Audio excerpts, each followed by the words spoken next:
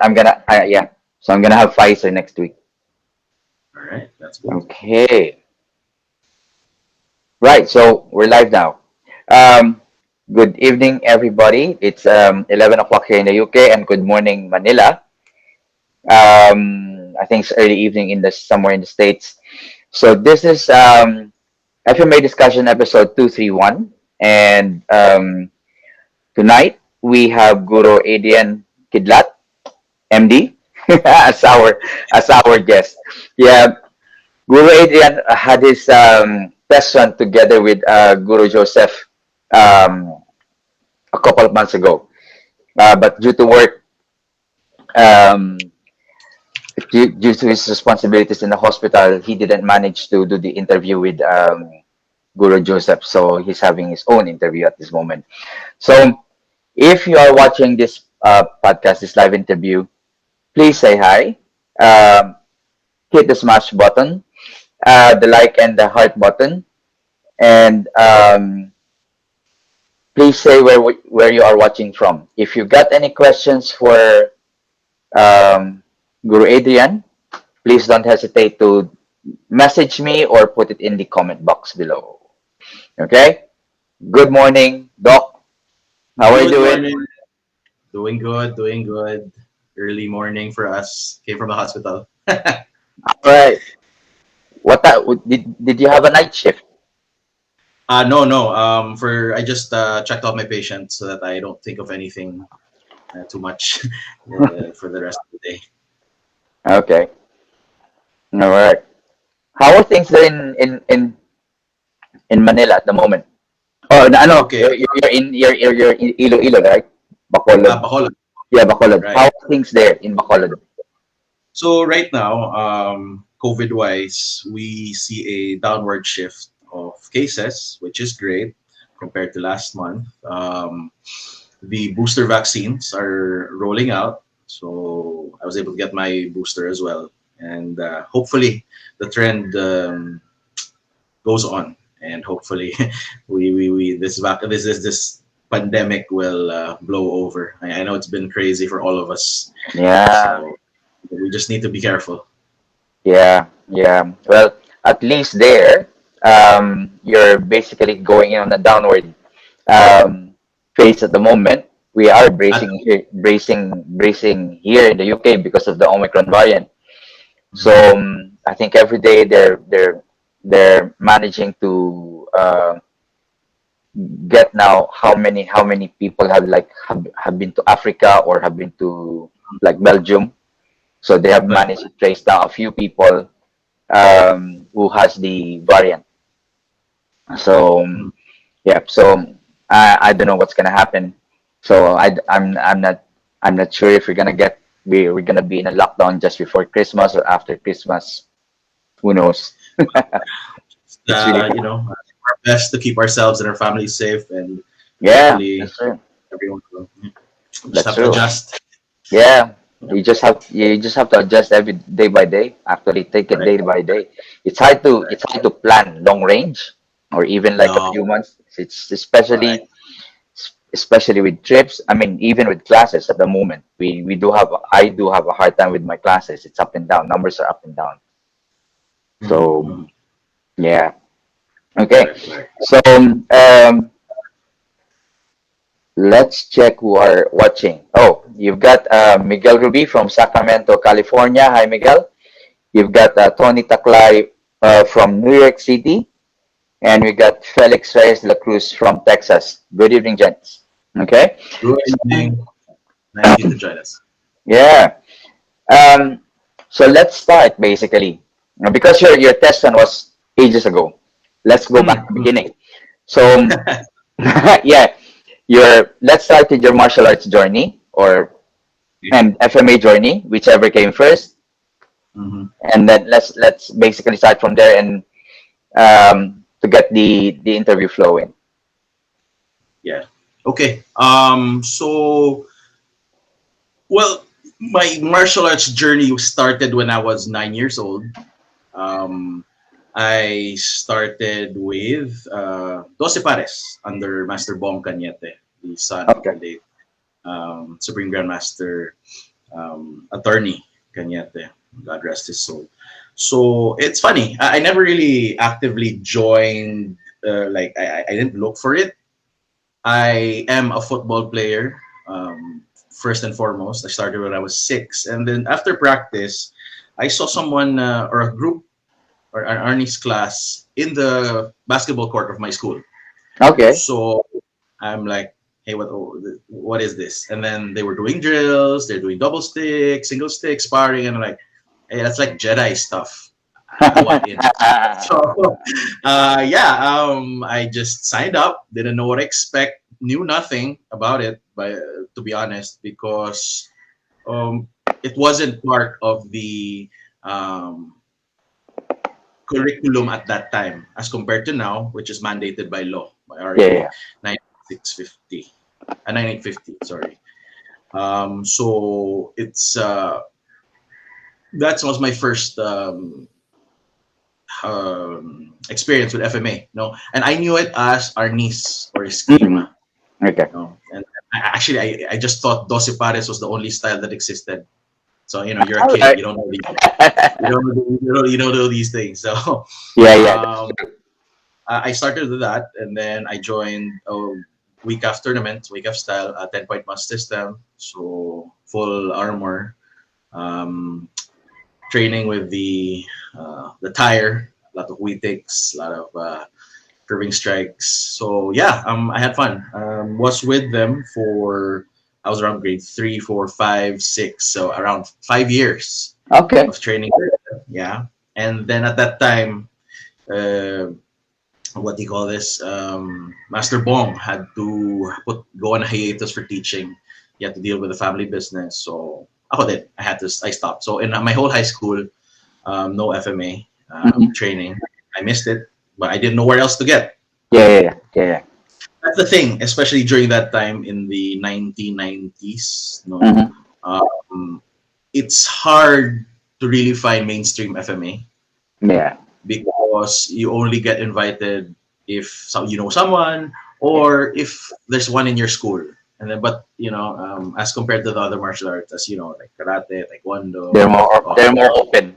Yeah, and yeah. every corner meron yan. So, Hmm. so That's true. uh, yes. Plus mainstream media. So Yeah. yeah. At saka So yeah, because of they do quite a lot of competitions then. So that's why they're correct. very popular. So in different levels. So yeah. Yes, yes. So yeah, that was my first entrance into FMA, and then after a hiatus, I went into college. I'm a physical therapist. That's my pre med. Uh, on the fifth year or my internship year, so I was rotating in different hospitals. I don't know, something just for one reason or another, something just in me told me to look for an FMA school. Mm-hmm. So I wanted to go back in. I wanted to reconnect with my training because I don't know, just something just in me Yeah. made me look. So I looked in the old FMA forum. I'm Okay. sure.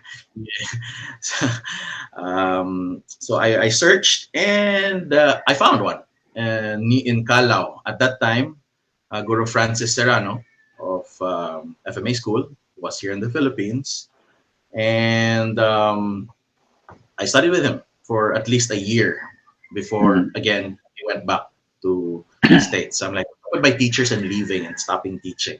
So uh, my training, but before that, during one of the classes, he invited my first Rapido Realismo teacher, Guro Jomar Ovejas, to the class. And Okay. that was really my first exposure to a style outside Dos Pares because FMA school has the lineage of Dos Pares, beside legacy. If you trace the line, it goes back to Dos It goes back Pares. to the Pares. Yeah.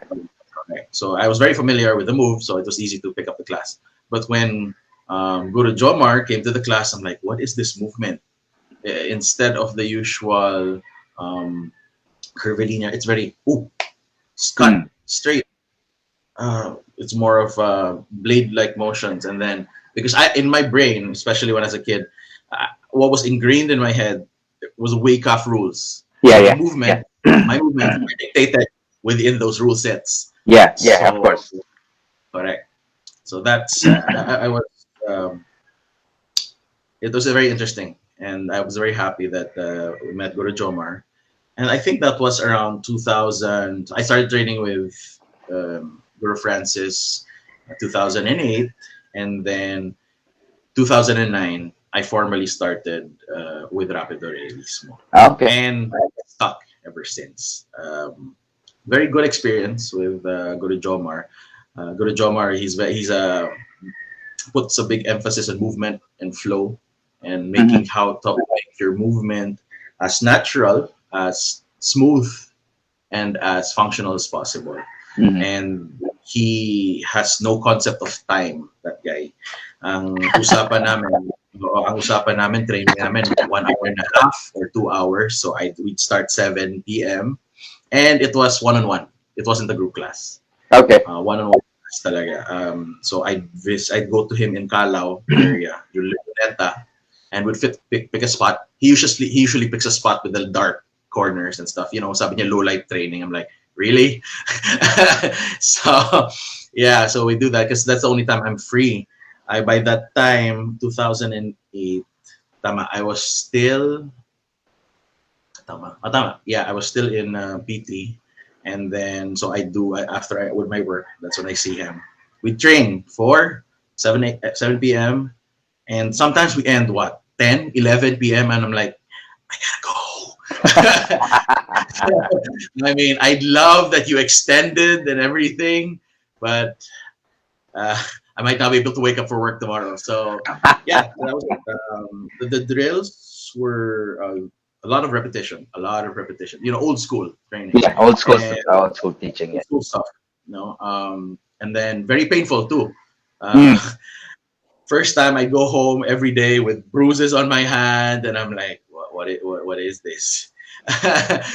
And then the first time we sparred, he was like, oh, let's spar. So I was waiting for the headgear, the Yeah, foot. yeah. I'm like, oh, we don't get any of that.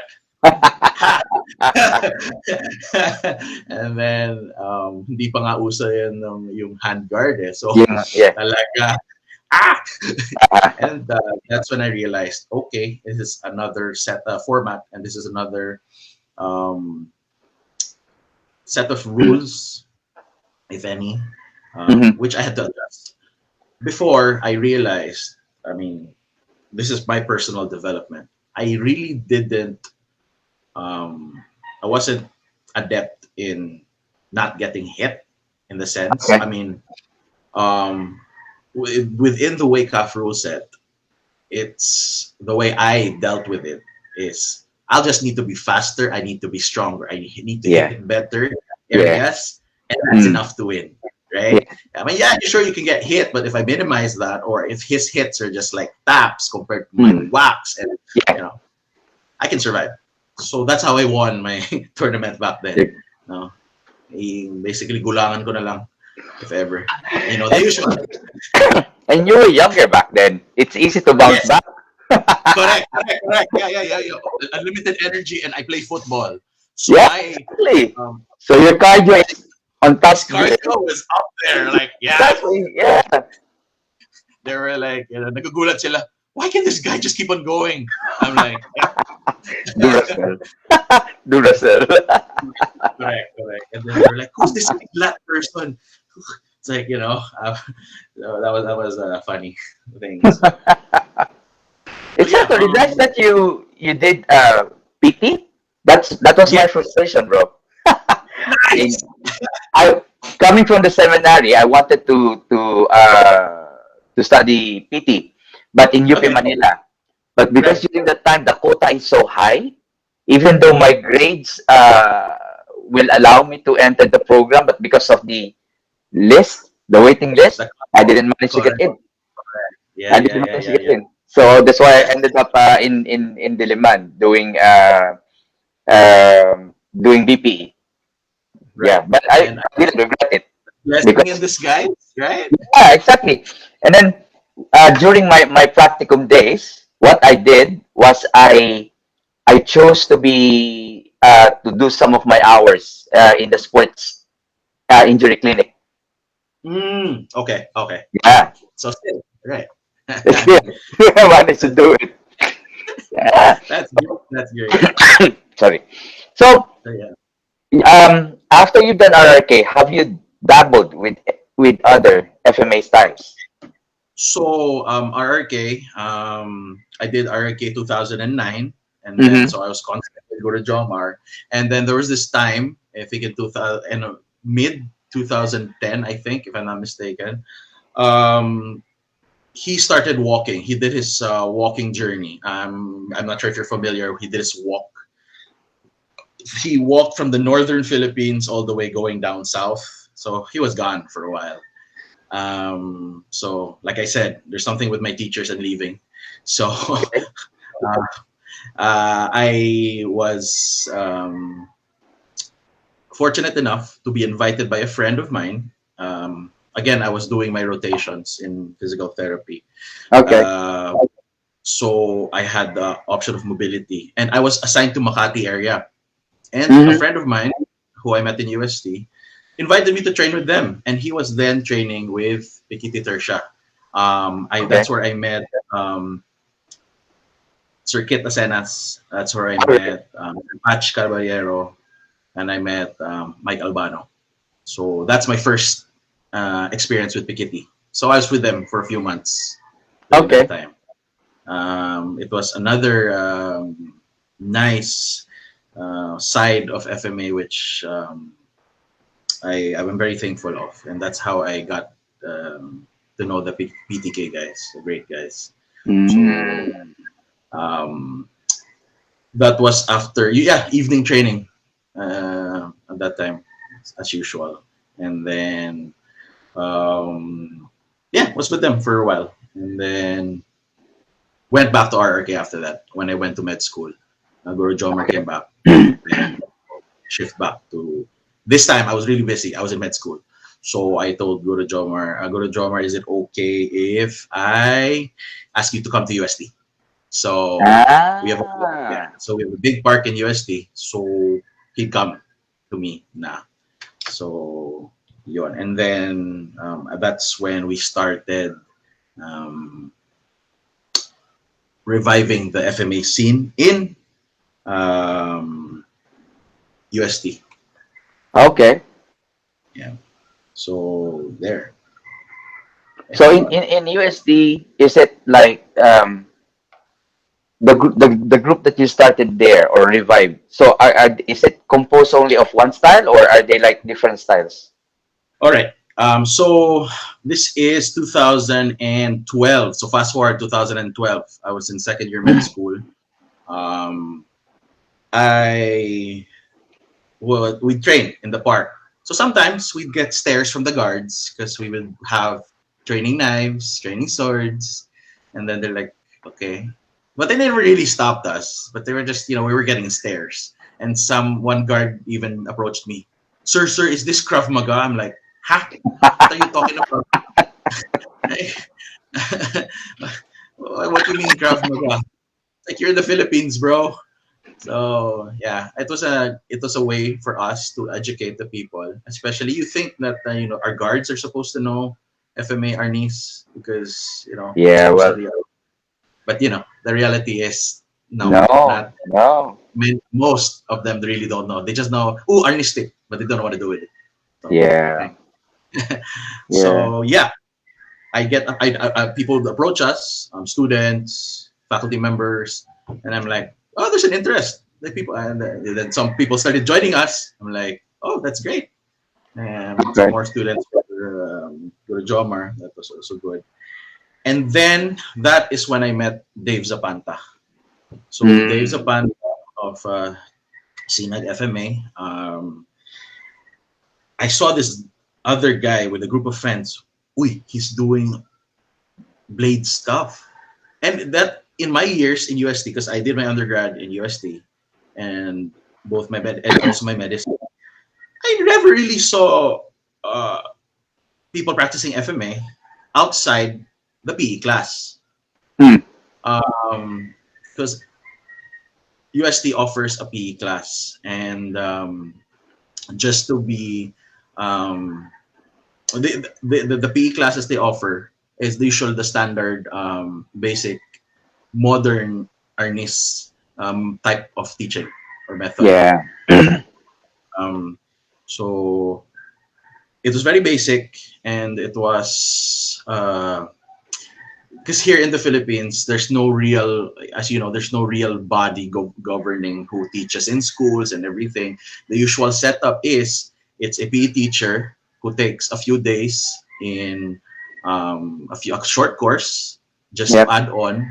Well, I mean, for the simple fact that they don't know where to get legitimate FMA teachers who Mm. also have the credentials of being a physical education or a PE teacher. Teacher, So yes. that's Mm.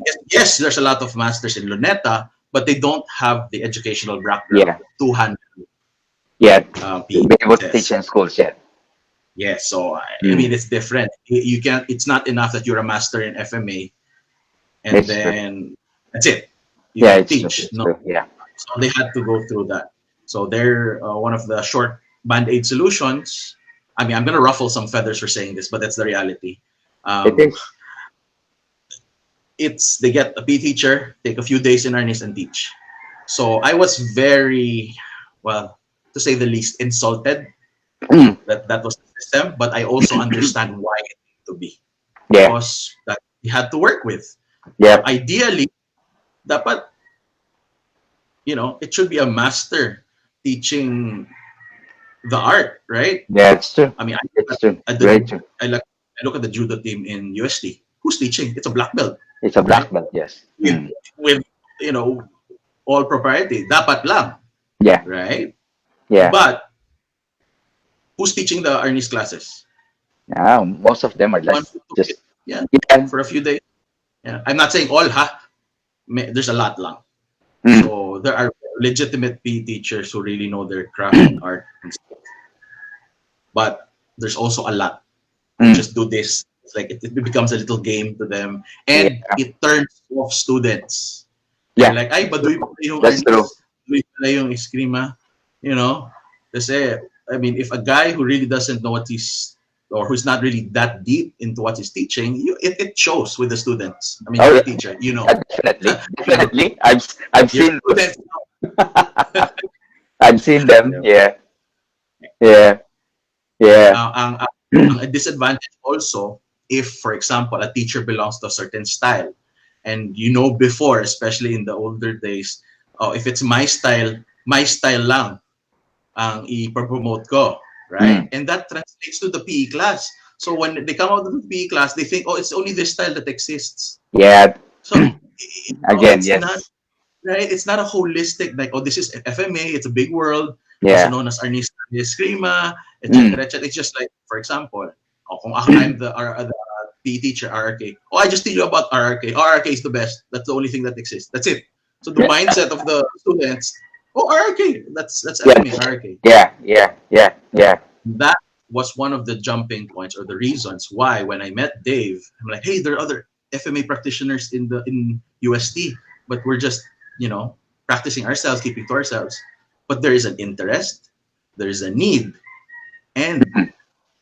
we have the means Yes. to promote our art. So we started practicing together. He'd share his stuff, I'd share my stuff. Yes. So that's the what do you call this? The start. And then syempre, it always ends up mag-aayaan magpaluan yan. Eventually.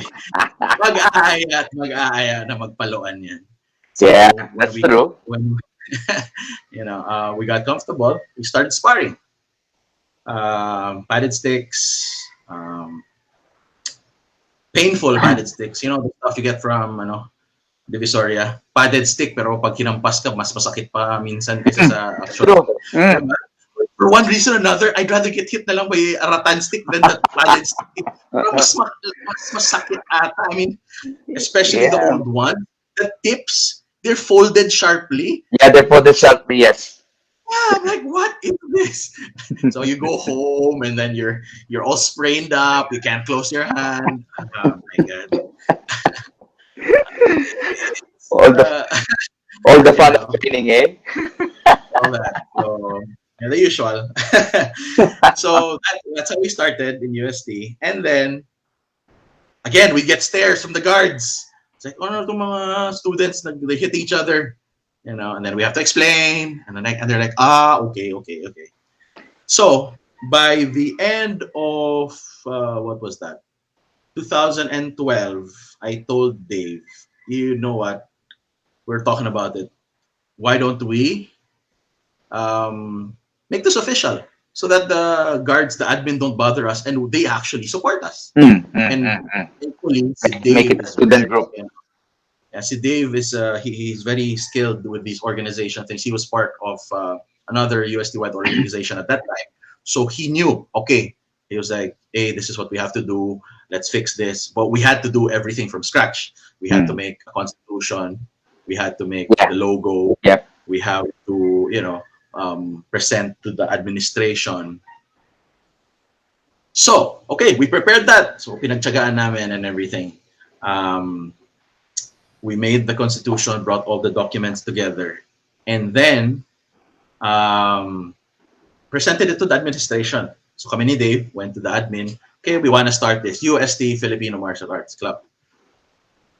Malapit ko nang sinuntok yung sagot ng admin sa akin. I wanted to hit him so hard. You know what he asked me? Looked at the proposal, looks up. Does this have karate, judo? I'm like, you're kidding me, right? Did you even read our proposal?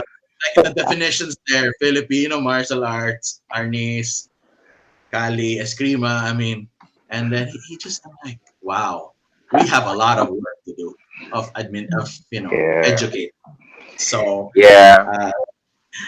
but we even attached RA 9850, so the Arnis law, so for their knowledge. And surprising enough, the administration, which has PE in their Arnis in their PE program, does not know what Arnis is, what it is.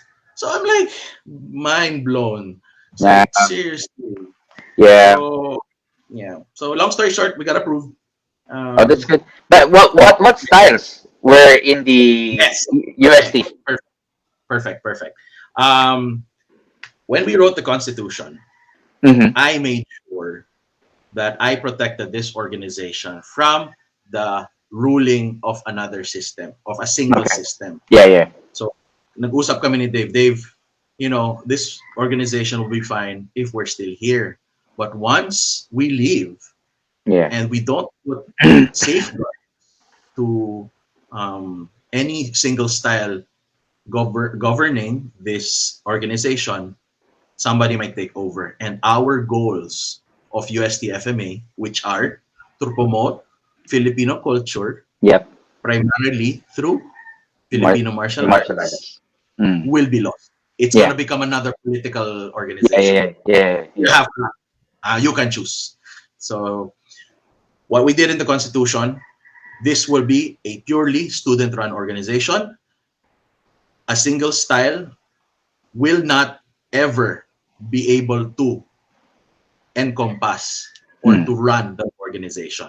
And funny, during our time there was, I won't even name the organization, but there was one organization which tried to, because I was the first president of the organization. Then the next year, I gave it now to the younger ones.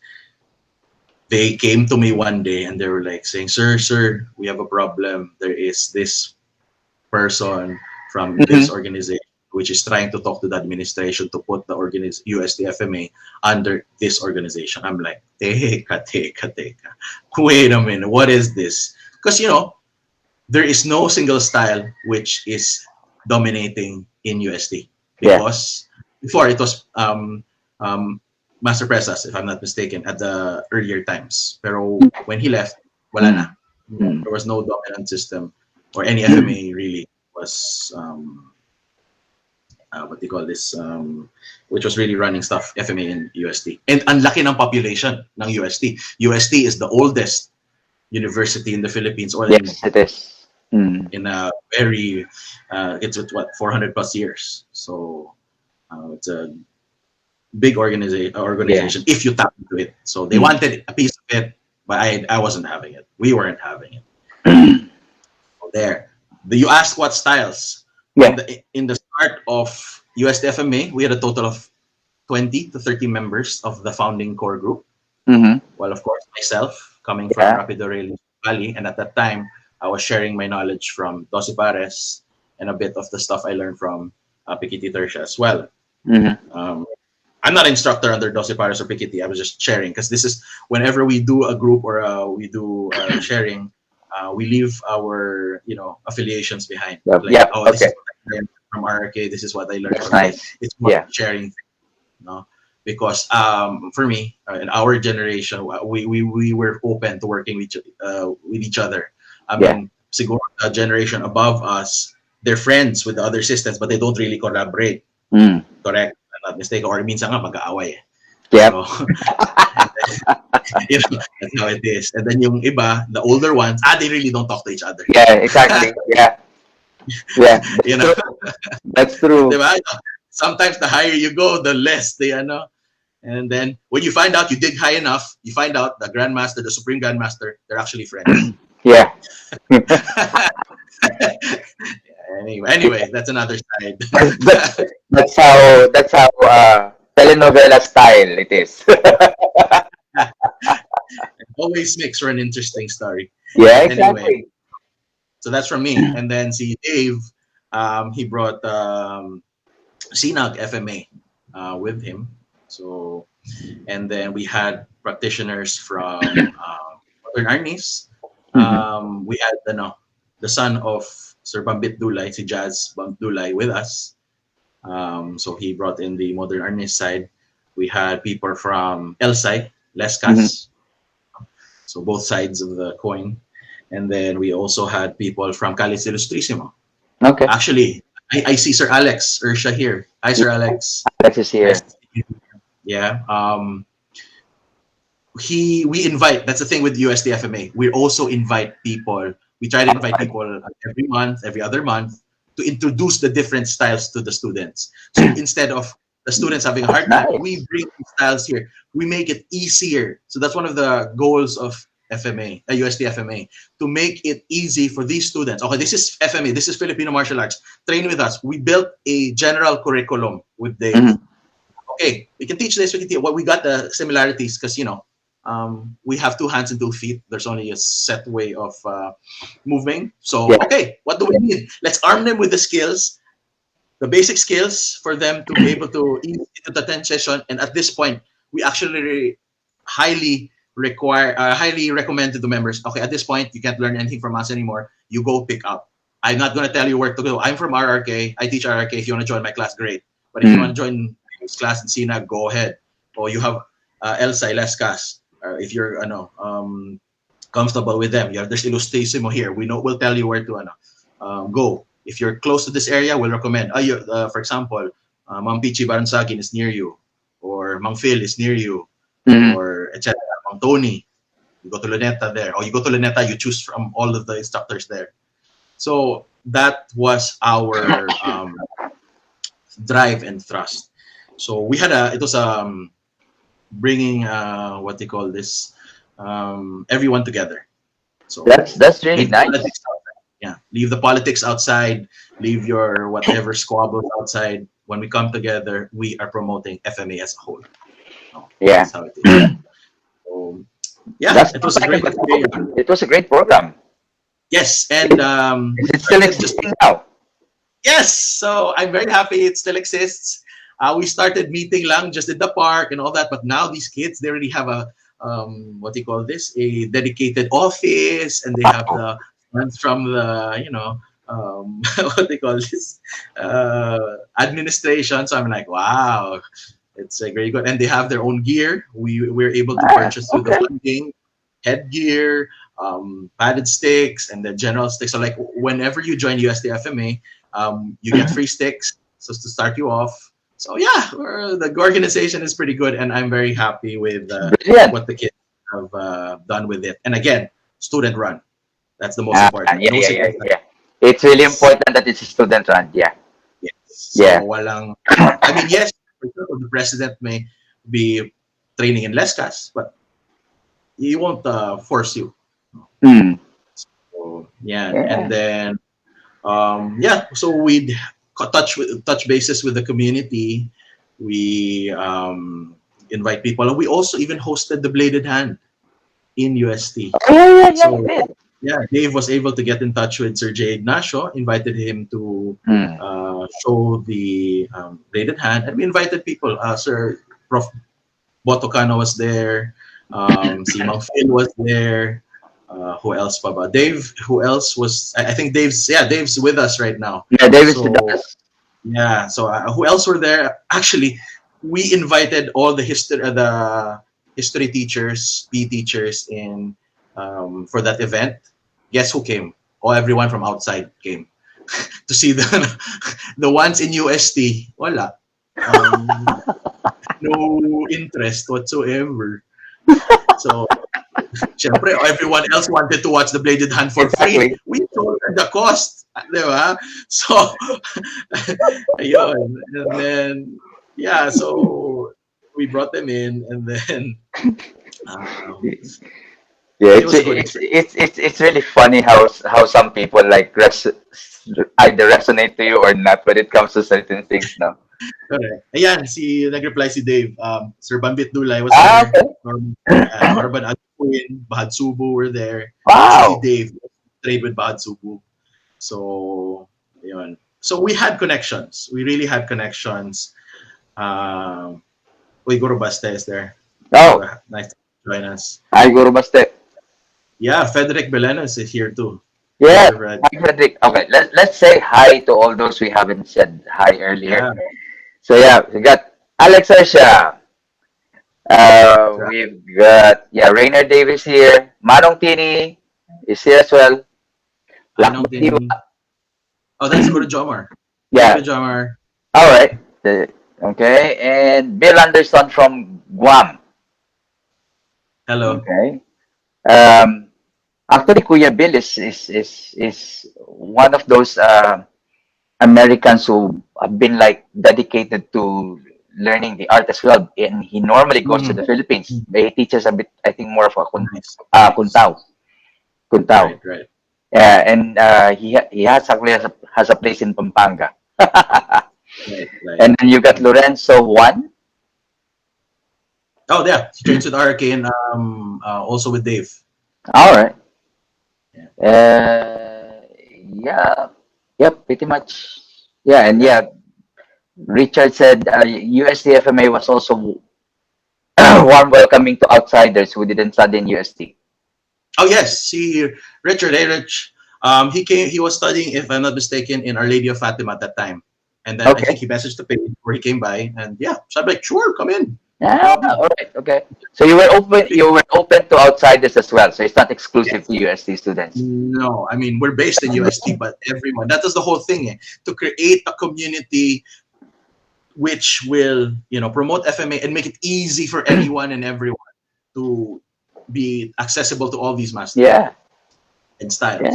So, yeah. That's brilliant. Oh, That's brilliant, man. Sir Alex mentioned, yes, we did a fundraiser for Mang Tony at that time also. As So we well. try Okay. to, so we help what we can. No? When we are a student-driven group, but that doesn't mean we can, we can't help. And it's actually nice. It's nice that even though this is a student group based in USD, you have actually managed to expand your support. Correct. Okay, Correct. I mean non-USD and like Montoni and Yeah. managing to sponsor to host Bladed Hand as well. So that is really good. Yeah. Well, that's the thing. Our organization has to reflect Filipino culture. So when Mm. we, like, I always tell my students or those when I introduce FMA, when you practice the art, you are practicing Filipino culture. So Yeah, if you do not reflect yung concept of, for example, bayanihan, yeah, magkatulungan tayo, and yes, the way we exactly. run the organization is more like not an organization, it's a family basically. Mm. That is basically the essence Yeah, of really promoting what exactly, Filipino culture is. So exactly, you have to exactly. reflect. how Yeah. you deal with this. That's how we Yeah. run the organization. So Yeah. yeah, and I Yeah. guess And I think there's it's a good message actually to the FMA community that when you practice FMA, you're also you're also not really preaching, but you're promoting Filipino culture. correct. So and the hospitality, the like family oriented and caring for each other is actually strong in that sense. Nice. Exactly, Yeah. exactly. And then besides the UST FMA, you're also involved with the Spark Club. Yes, Eskrima Spark Club. When did we start that? Eskrima Spark Club, 2000 and ano ba? When did we meet with Asher? Spark Club. I think 2008 ba? No, no, no, no, no. Sorry, not 2008. 2018. 2018. 2018. So, yeah, or 2019, whichever. Around that time, we were training with, we cross trained with with, uh, what do you call But this? So for Prof Bot, yeah. in UP, we met Asher at that Okay. time. Pinzo. Okay. And then si Asher, nag-aya mag-spar, basically, Mm-hmm. with Dave. He invited Dave to UP to spar on a Sunday, um, live stick, or, no, not live stick pa. We started with minimal protection Okay. sparring. Uh, nakakatawa nun is nagulat si Dave, nagulat si Asher. I'm there because Dave was like, "Oh, we're sparring with Asher on Sunday. You come." I'm like, "Okay, sure, no problem." Pagdating ko doon, when I arrived, sabi niya, parang sabi ni Asher, "Why is AA here?" And then sabi ni Dave, "I sorry, I thought you're in the invite also." So, ayun. So, ay wala na magawa si Ash. They're already. So, yeah. So basically, that first meetup, it was very informal. It was just basically people from different groups just getting each other, you know. I mean, if people from outside, you know, What? watched it, parang naging, parang it was bordering on hamunan na eh. But you know how it is. I'm sure you have experienced What? that. Yeah. Yeah. Yeah. Yeah. Yeah. Yeah. Yeah. It's driven by hormones and everything. So Correct. So yeah, I mean, for those who don't understand what hamon means, it was basically a challenge. it's a challenge for you No, guys. it wasn't a challenge. It was bordering on a challenge. The invite, parang, hey, you're from a different system. You teach CNAG or you teach RK. Let's spar. I want to see. So, Yeah. uh, Show me what you've got. show me what you got. Anything goes. You want to grapple, you grapple. You want to throw, you throw. Go ahead. So, and it's UP. You can do anything you want in UP. No guards gonna stop you there as compared to UST. You know how it is. So, Okay. So um, with this sparring club, do you got um, are there like different rules set up, or it's just really like okay, anything yeah. goes? Again, we had no plans of making it official. Okay. So from a something bordering on hamunan or a challenge, we turned out to be very good friends. So Okay. we, after all the hormones and all the adrenaline was out, we talked about it. It's like, hey, this is actually a good thing because there were a lot of movements that I wasn't familiar. This is my first real delve into how the lightning movements come into play. No, Mm. because before it was just within the circles of what I trained with, but now, ooh, there's another group, and oh my god, lightning guys hit really, really hard. Holy, I mean, I'm telling you now. And you know, I came from Doce Pares. I came from RRK. Especially with RRK, we have the Ilustrizo lineage. So our stands are we're very tight. Mm. I mean, we're very close. No, if you when we stand, the style of the movements of those coming from the lightning lineage, especially with this, Mm. the stance, it boggles me. It looks like you're open, but But it's no, it's like, you know, don't be fooled. He's gonna hit you. yeah, So it's our way of doing the engaño, you see. yes, exactly.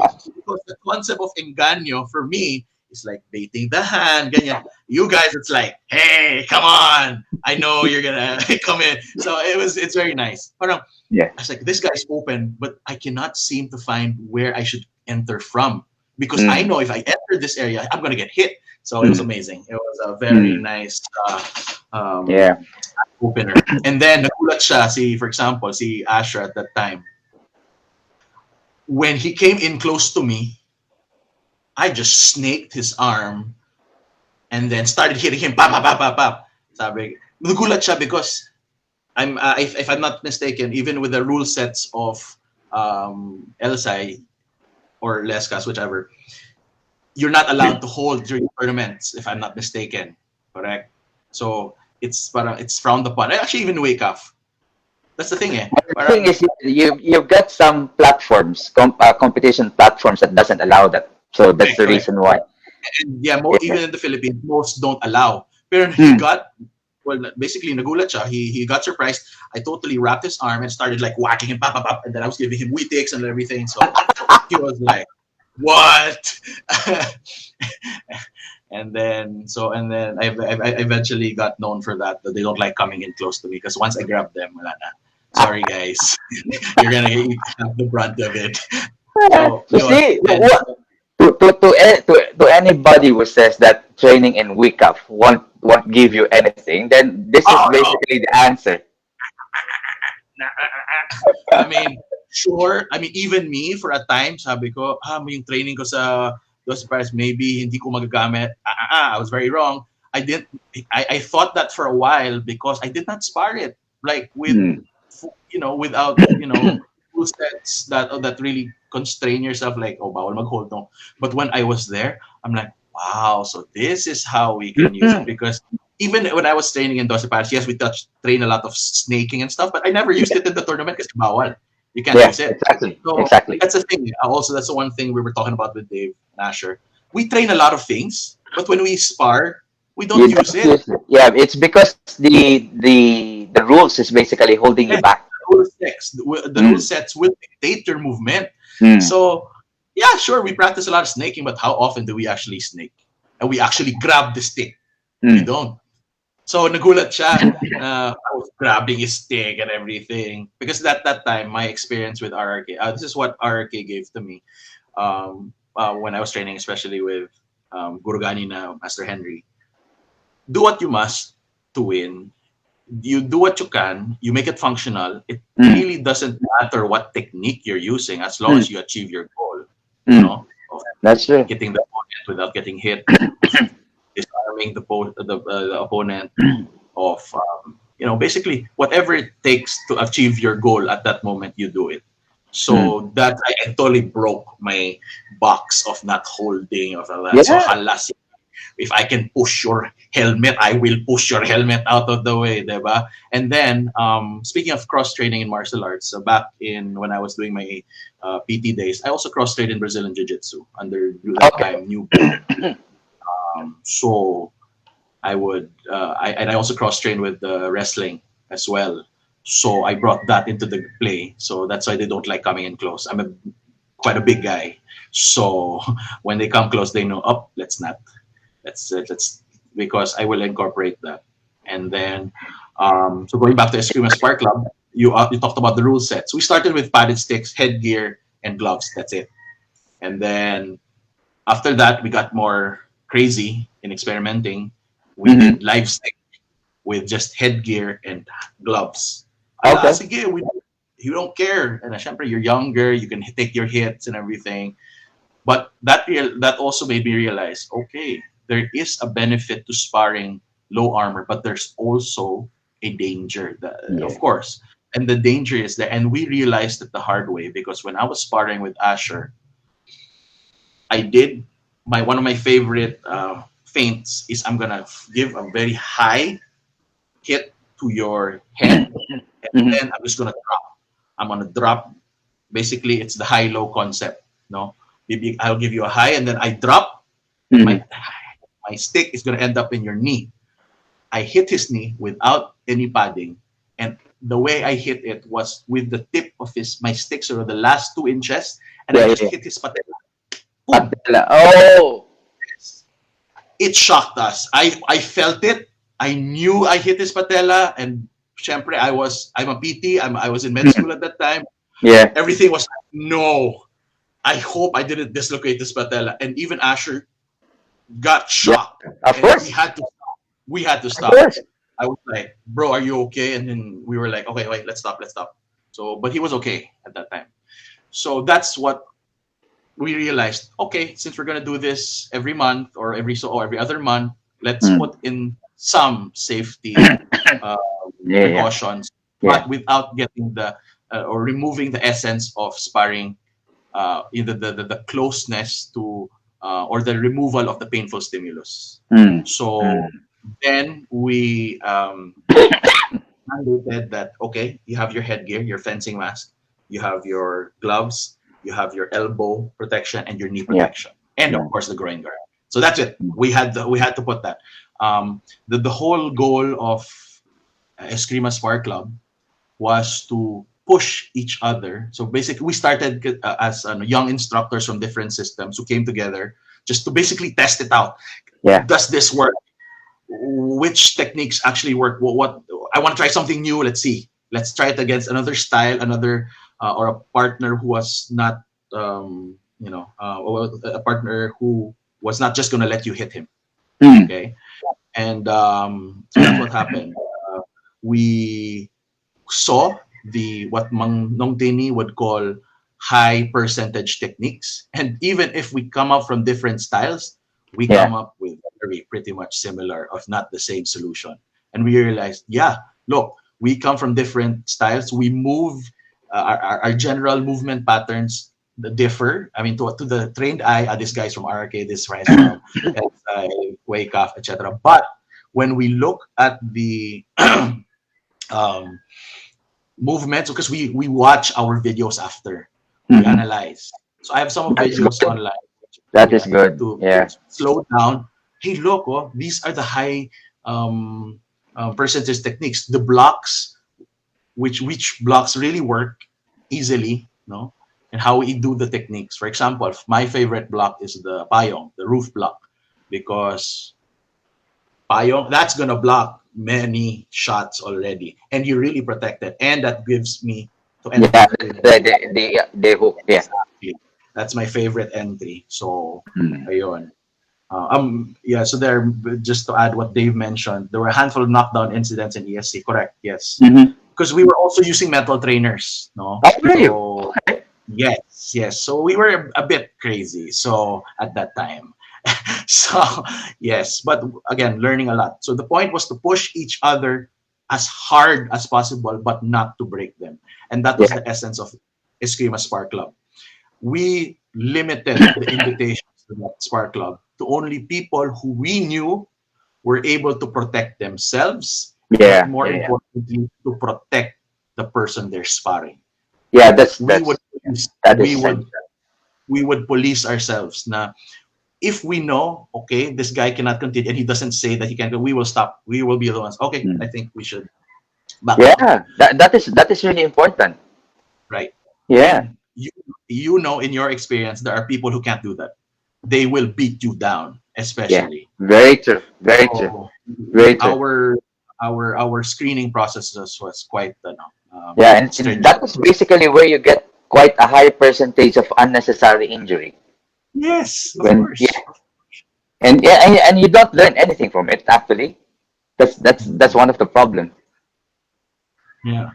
So Yeah. yes, it was great that we found like-minded individuals. And for Eskrima Spark Club, it was very varied. We had again RRK, we had Doce Pares people come in, we had Sinag FMA, we Mm-hmm. had Abinir Calis coming in, we had Elsai, Lescas, we had Dikiti Tersha, we had Bikiti Tersha people come in.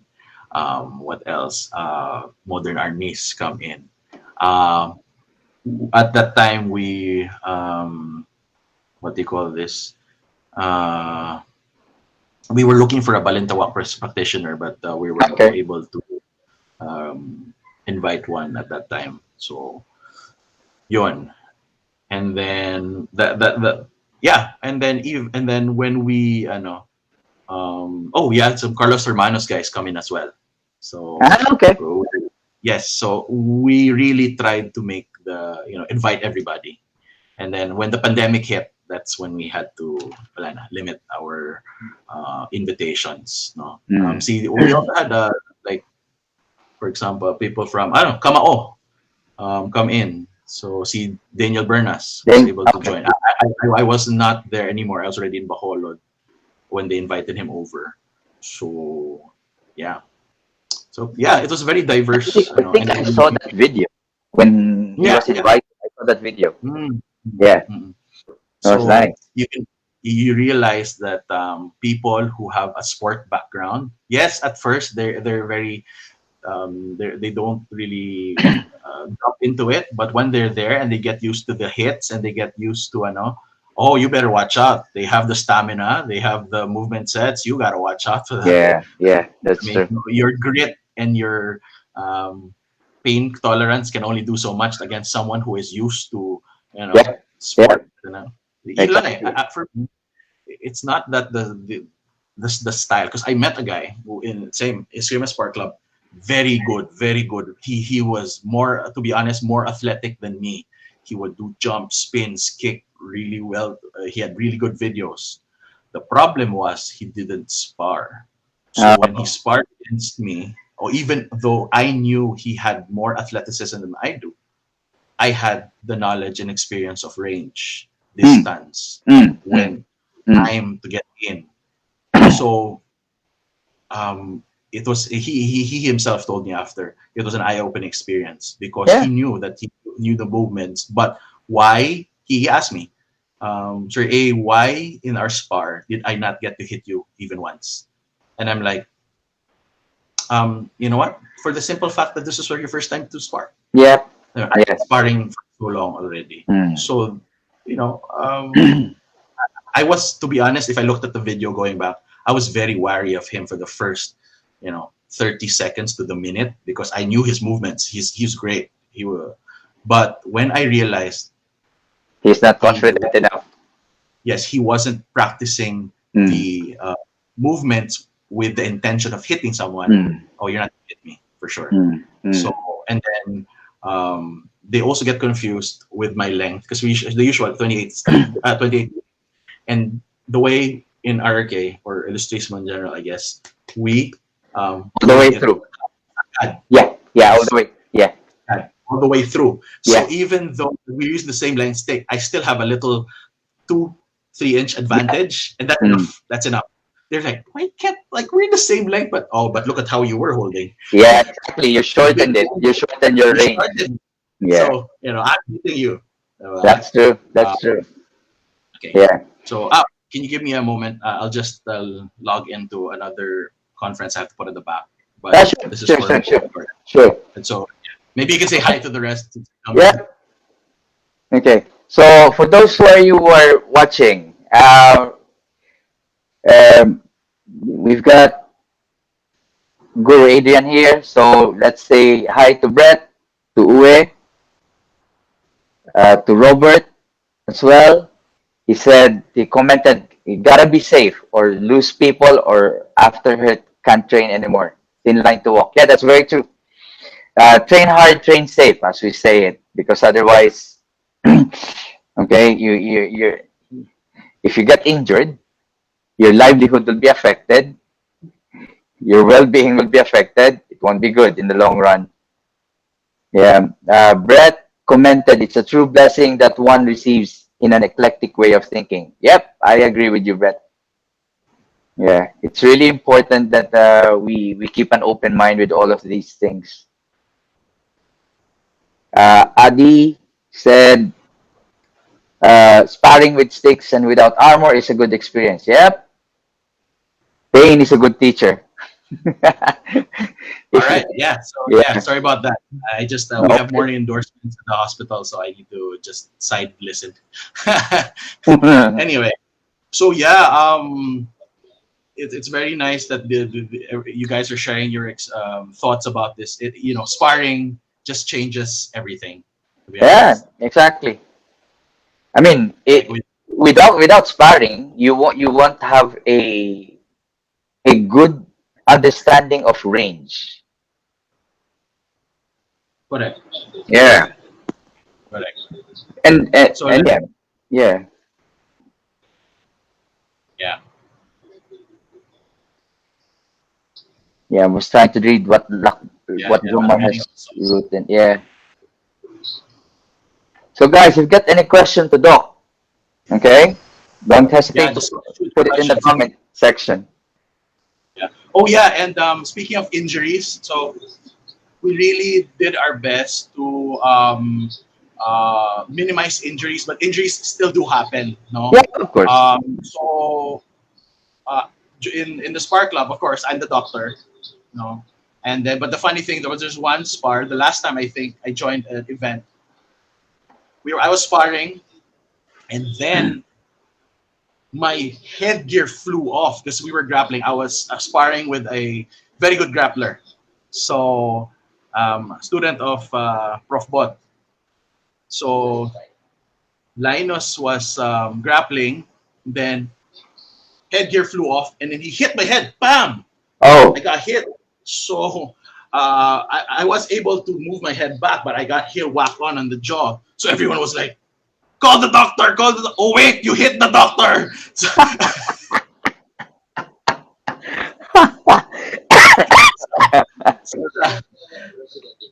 yeah. So anyway, so that was funny, but thankfully I walked away okay at that time. So just gotta be safe, or else yeah, you have after to.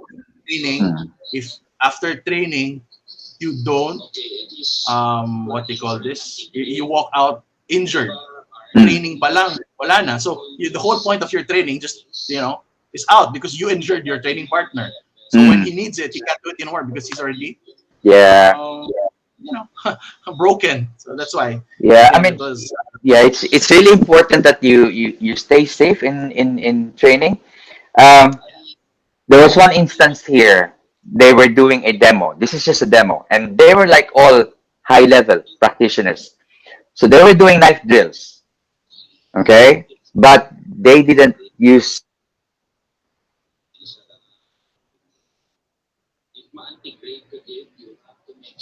oh, you lost audio. You lost audio. Can't hear you. Or but is it from me? I don't hear anything. But you can hear me, right? It's gone.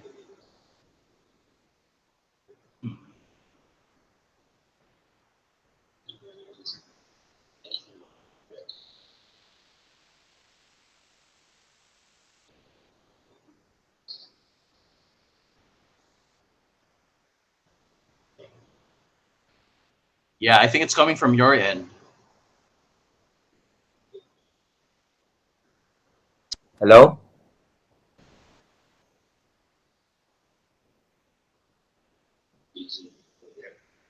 Okay. Hello. There. Hello. Yeah. Mm, okay, hold on, guys. Sorry.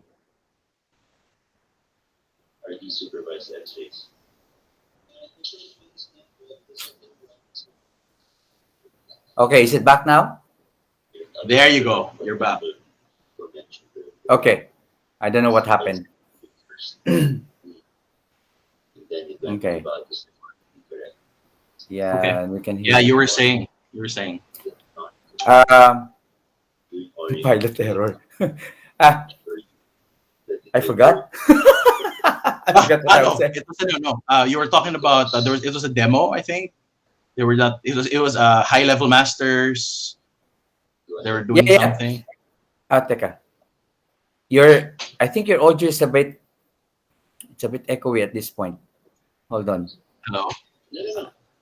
Yeah, it's. I don't know. It's mine. Hmm. Yeah, maybe I think there's just an audio problem somewhere there. You can figure it out.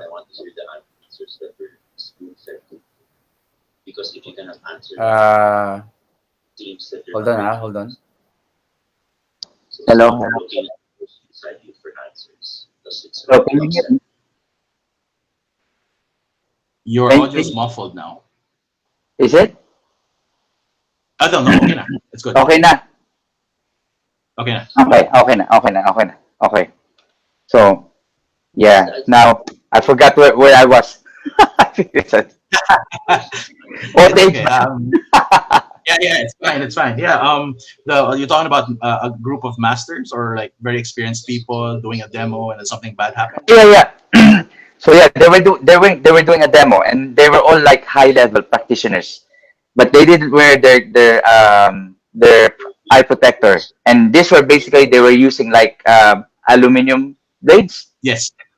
So during the drill, one of the guys basically got hit in the eye, lost his eye. So yeah, it was really bad, that bad. So I know it's really important that you have to wear your safety gear when you're doing demos like that, because I mean, and the thing was, he just actually managed to come back to training because he had cancer. He survived the Mm, cancer. okay. Then that accident that accident happened. So it was really shocking because yeah, it was gory when it happened. Yeah, Right. it's really important. Yeah, it's really important to make sure that you wear your safety gear when you're training. Definitely. So that's why we already established those rules. So coming from the medical side, and it's like, okay, no, we can't do this. We have to make sure that we protect ourselves first and Mm, foremost, but again, without losing the essence of what we're trying to achieve here, which is again mm, to push each other to become better, basically. mm, mm. As iron sharpens iron, one man sharpens the other. Yeah. Got a comment from Robert here. Seen more injuries in demos than anything else. People nervous and trying to show off. Ha! That reminds me of one Aikido demo in UP. They, during the demo, they removed the mats Hmm. and they did some throws, hitting hard floor. So the next thing that happened, broken shoulder, off to the infirmary. So it was like, okay, okay. So it's like when I was watching them like removing the mats and everything, I was like, bad move. So yeah, infirmary. As in, you can see after the throw, right shoulder, just really like everything just dropped. His arms are just dangling like this. So bad move.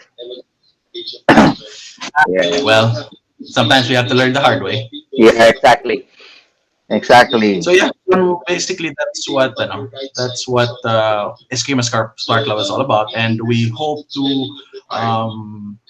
bring back the activities once the what do you call this pandemic Once pandemic's over. Yeah, goes.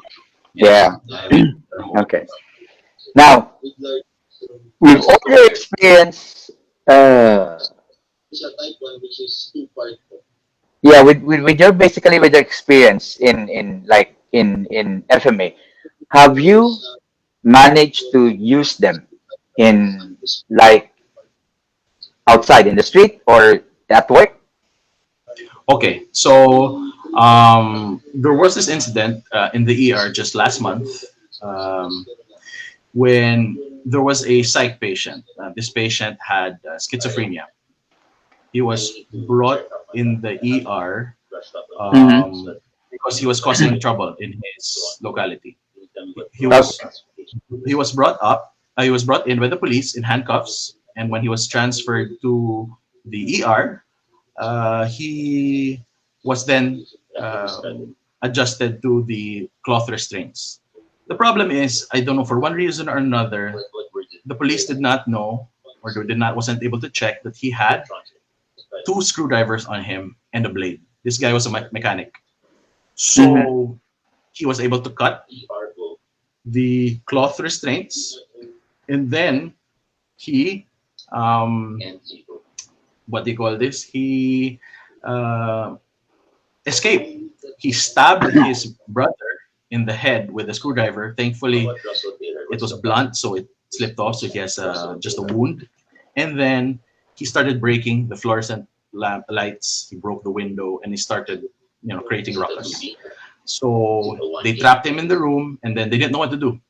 The problem is, from our side, for reason, one reason or another, um, the admin didn't have a strict any set protocol. The security, surprisingly, did not have any protocol. The emergency medicine department had no protocol. It's not my patient. I just went to the hospital at around 1 a.m. to just get my coat. We had a photo shoot, and I had to have it cleaned. But I heard there was a commotion in the ER, so I just went in just to watch, Usisero, basically. And then I saw the police in fatigues, pacing around. And guess what? They left. They didn't do anything. I'm like, what? You serious? That he was their responsibility. Yeah, he was, but they left. Realities of life. Mm. So Mm. then, and then I was just asking around. So what's the plan?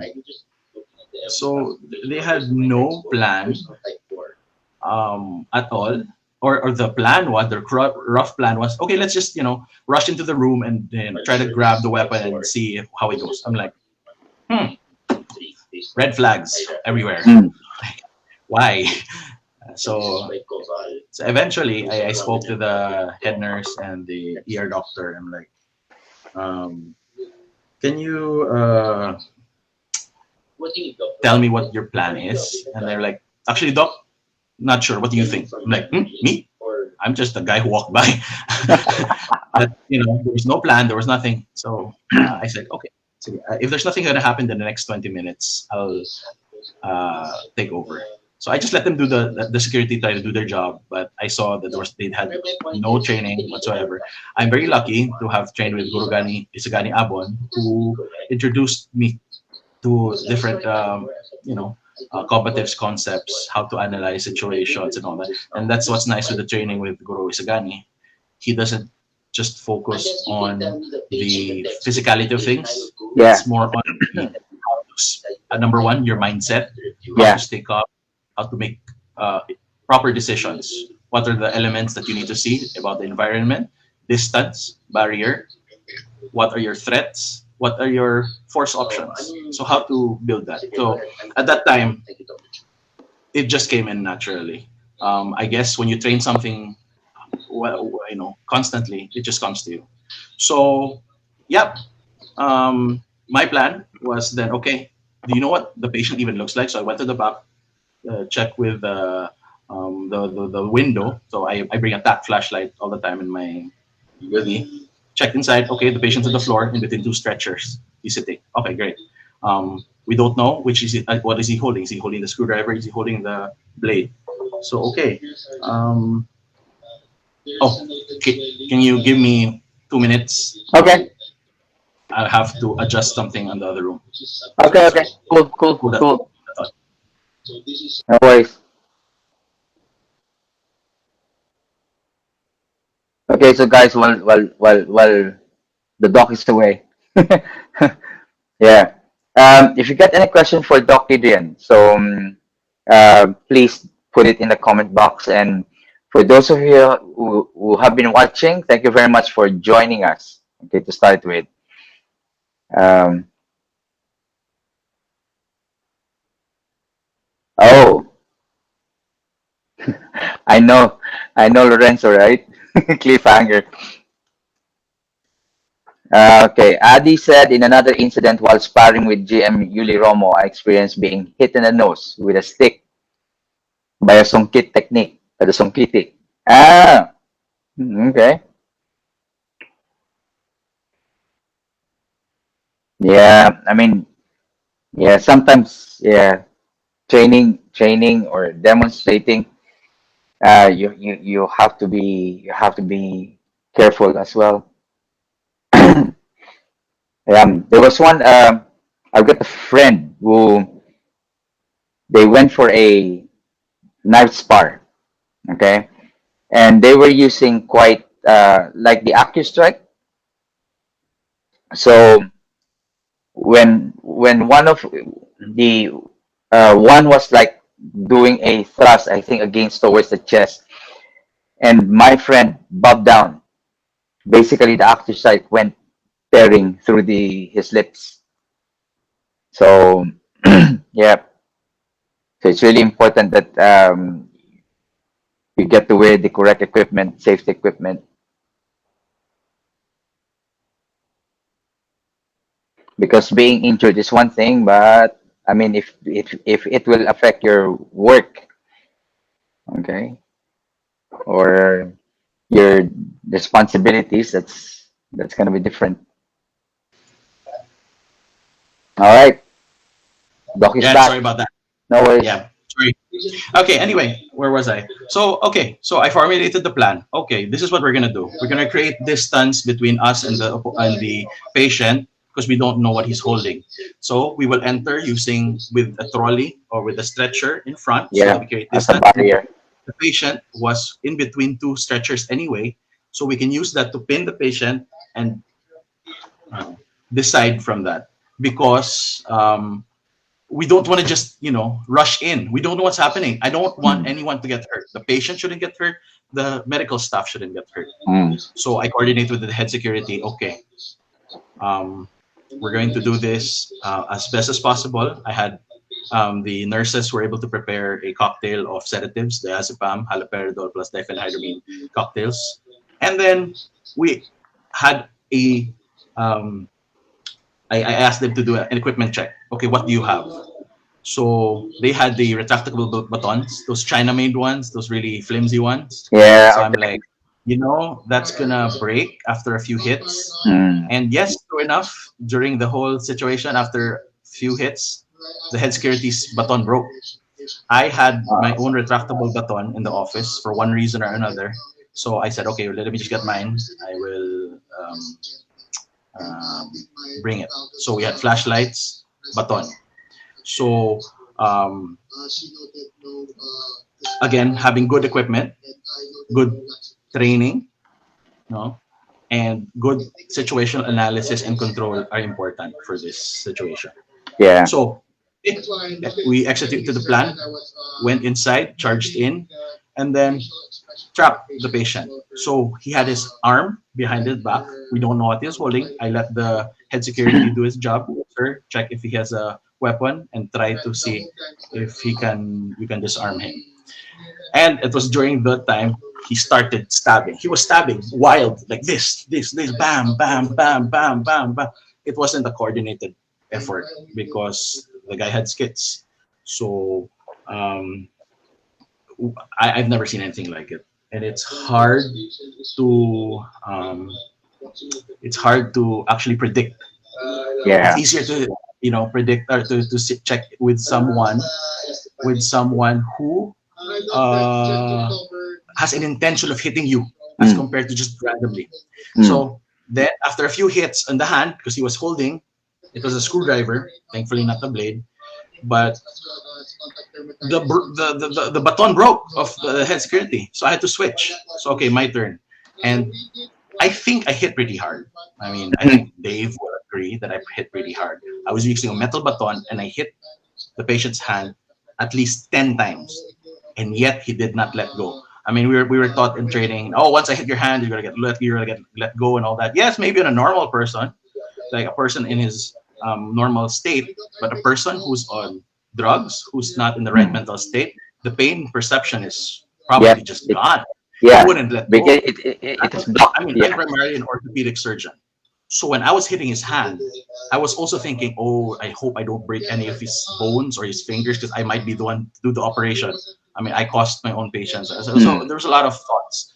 It's not just one layer. I just want to hit him, and no. These are the realities of things. What are your duties? What is allowed? Yeah, How do you do the after effects? And then finally, the turning point was when he started stabbing himself. When he stabbed himself or stabbing himself, I decided, okay, this is it. Go grab this arm. So I grabbed his hand, and oh my god! When the moment I grabbed his hand, it didn't go like the usual demos, immediate disarm. No, the moment I held his hand, so much thoughts. Oh no, this guy's grip is so hard. He's a mechanic, so his grip was insane. And then after that, his hand was so sweaty. My hands are also sweaty with all the sweat. Yeah. Mistake, it's gonna flip out. So what I did was hold on for dear life, and then everybody just started going on. I asked the head security, "Can you disarm him, please?" He was saying, "Doc, I can't remove it from his hand. It's too hard." So I had to pry it. And none of those nice disarms. I really had to pry. It took me like at least 10 seconds, 10, 20 seconds to really grab the screwdriver from him. And then they sedated him, and then there you go. So it was crazy. I never thought I would use my knowledge and skills in the hospital setting. I mean, who would think? But, Yeah. Thankfully, nobody was hurt. The patient was okay, and even the family said thank you. So they sent. That's after brilliant. A few weeks Yeah. later, they sent over native coffee to say thanks. Because I explained to the family like we had to do that, and they were like, "No, that's fine." So yeah, that's my experience, and you have to incorporate your training of situational analysis, planning, and execution in a stressful situation. Yeah. So that's what I got from Guro Gani, and I'm very thankful. Yeah. But I'm telling you, after the thoughts after, and the adrenaline, once the adrenaline is gone, you're like exhausted, tired, and I will be. you wouldn't want something like that to happen again. I mean, it sounds cool, but no, it's Nah, really not. it's not. It's not. Anyone Nah. with any experience with violence will tell you no. Nah. So You'd yeah, rather it's avoid it. very, Yeah. it's a really good experience for me, which really either reinforced and changed a lot of my preconceptions of what we're here Yeah. for. Yeah. I mean, it's one of those things that somehow like change my outlook on some of the disarms that we do. Yeah, I mean, like now you see a lot of people doing the baseball bat grip or the two on one. Okay. um, I mean, before I was like, do you really have to go to that? I mean, because at one point when you do that, both your hands are occupied now. Okay, and he still has a free hand. But like when I was training, one of the things that I discovered here is like even when I was like doing Aikido before, um, it's different, especially when you've got like a person you're doing a technique to, and the person is massive, and he's not even like intending to hit you, but because of the physical structure of the person, it's actually already hard to do some of the wrist locks. So that's why I said, if I'm going to teach like even like knife defense or something, not just for me but for my students, I have to open my mind and allow myself and learn other stuff as well, because they might not be able to do what I did, what I can do, or they might not be able to want to do what I would go for. So is that it was an eye opener for me as well. And like what you said, and you yourself verified it. It was like if the person is really like dead set into keeping that weapon in his hand, then you're gonna have a hard time removing it. It won't be a very smooth technique as we normally see it. Okay. Lorenzo commented, no plant survives contact with the enemy. Yeah, that's good. Yeah. That's good. You only Yeah. know once you're there, and then you just hope everything turns out okay. So I was telling the head security, you know what? We're lucky that nobody got hurt, but this goes to show that there's a big gap in the training. Yeah. So it must be addressed, but I don't think it's really one of their primarily goals at this moment, because That's a reality. Hmm. Bill Anderson said, "Try going to the ground and controlling a combative suspect who is on drugs." Yeah, yeah, that could be an option. Yeah, but I think at least there were a few people that managed to like restrain the person, right?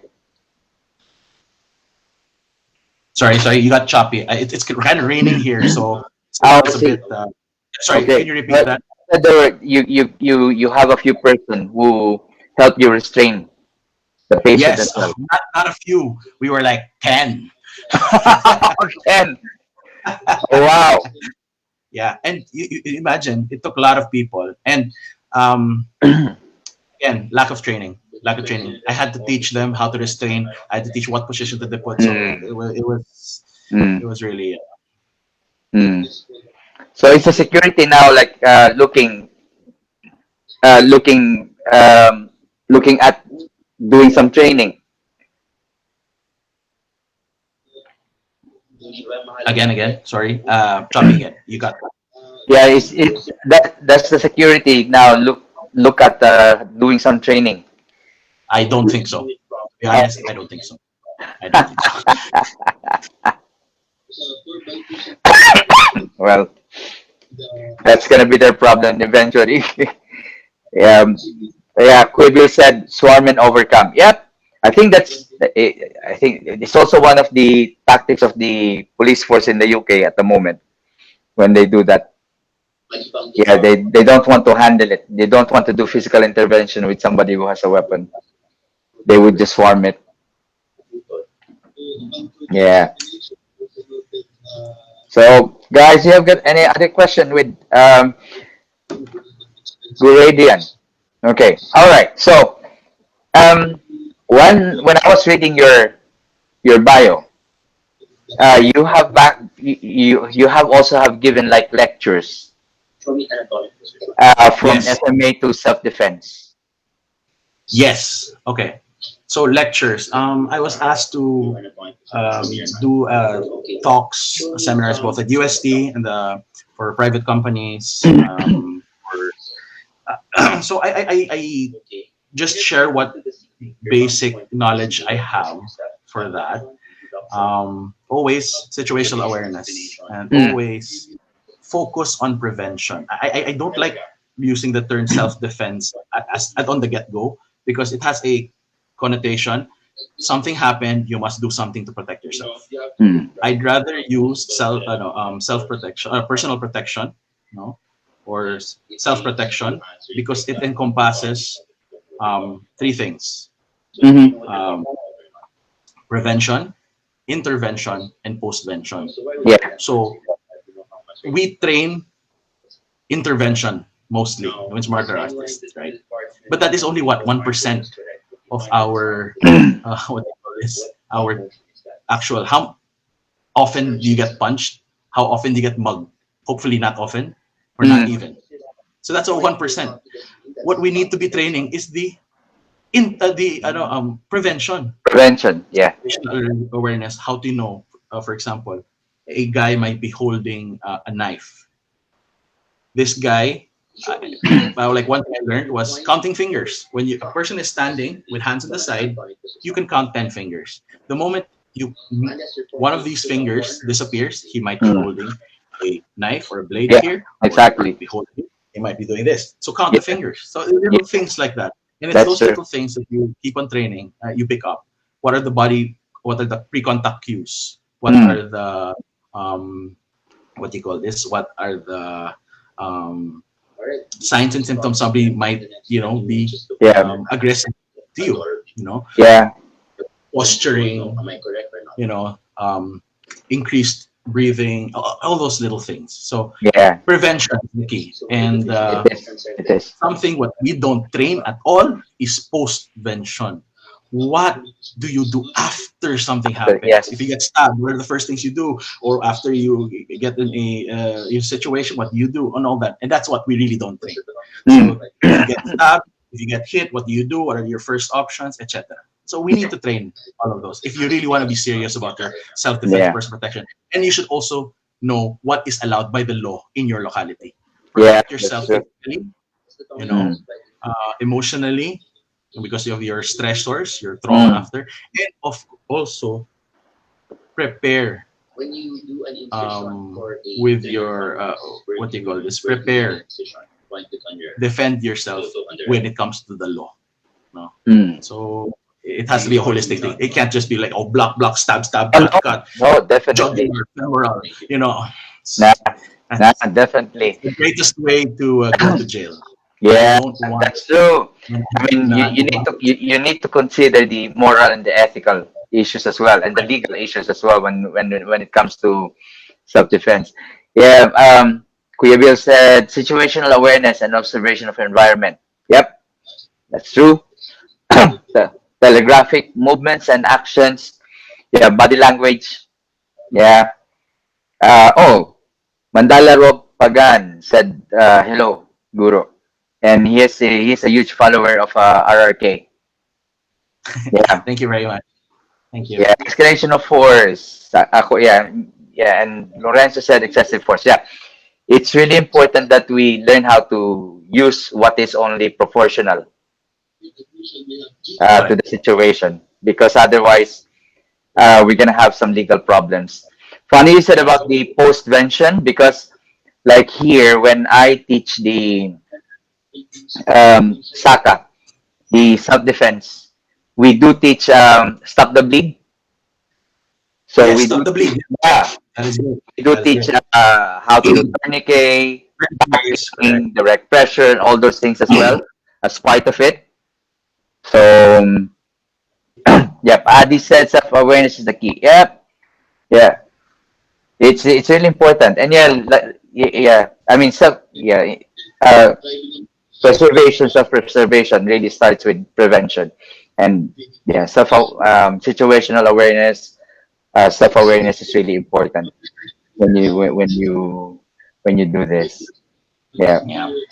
I mean, it should be, if you're really into the personal protection, you should have to be um, careful with the statements oh you yeah, say you need to teach in the class, because they might be taken out of context. yes, And, true, it's not also just a one-time thing, because people want to, it's like, oh, I want to join the knife defense seminar just once, and then that's it. Or because it's cool, etc. No, I mean, no. And also the vetting process of who you teach as well, yeah, especially you might be teaching the you know other side, the criminal elements. We exactly, had students, we had to refuse because we exactly, thought exactly, um, exactly, sketchy exactly. questions. Yeah, I know. Here, I there were a few times that somebody have asked me. They said they want to learn FMA, and then suddenly they jump into the knife work. So can you teach me knife work? I said okay. Um, before I teach you, apply for a police clearance first, a DBS. We call it a DBS. Mhm.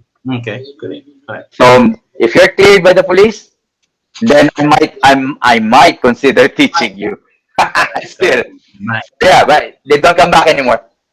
Exactly. Yeah, So Bill said that yeah, the requirement for his instructor candidates that they take basic emergency medical first aid, self body care course. That's a good idea, Kuya Bill.